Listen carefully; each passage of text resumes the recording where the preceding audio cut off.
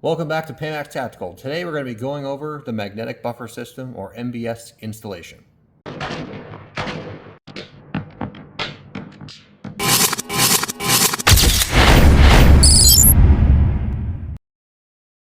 Alright, so this is how you're going to get your magnetic buffer system, or MBS, out of the package. You're going to have a tag here with QR code that takes you to this video, and you also have a little tag warning here letting you know you're dealing with high power magnets in the side of this tube. We're not going to remove this until after the buffer tube system is completely installed on the AR-15.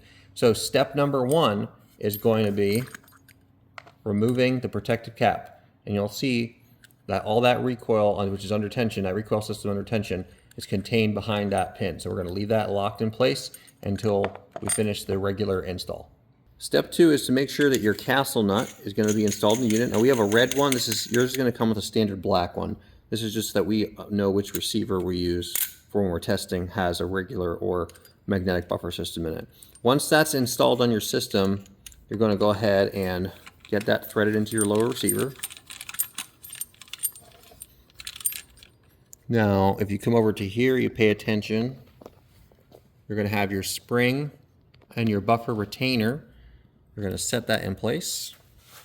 And you're going to finish screwing this on until your buffer tube catches that retainer right about there. You don't want the receiver tube to extend past your lower, so come back until that's set appropriately. Okay? Push your plate closed, and then just snug your castle nut, just like that. Next step is we're going to torque our tube. Now we recommend that our tubes are torqued to 25 foot-pounds. And we're going to do that by feel on this one.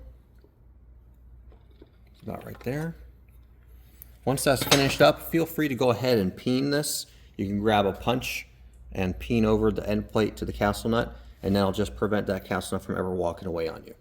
Alright, so once we know that our buffer retainer is in place and the buffer system is appropriately installed, what we're going to do is we're going to get some needle nose pliers underneath this little protective neoprene disc, and we're going to bend these feet upwards.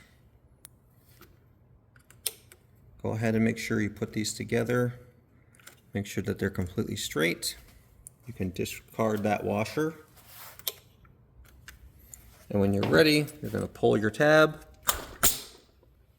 And if you come to the front side, you'll see the buffer system has come forward and is now ready for use. All right, guys, so now we're back together. Our stock's been put back onto our tube, and we have our upper in place. We're just going to do a basic function test to make sure that everything is compatible with the rifle. So first we're going to do, make sure we're on safe. This rifle is safe.